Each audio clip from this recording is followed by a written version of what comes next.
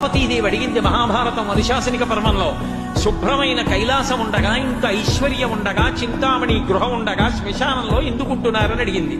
అడిగితే ఆయన చెప్పాడు, పార్వతి బతికున్న నాళ్ళు అన్ని చోట్లకి వెడతారు, ఏమీ తోచట్లేదు, శ్మశానానికి వెళ్ళొద్దామని ఎవరు రారు పార్వతి.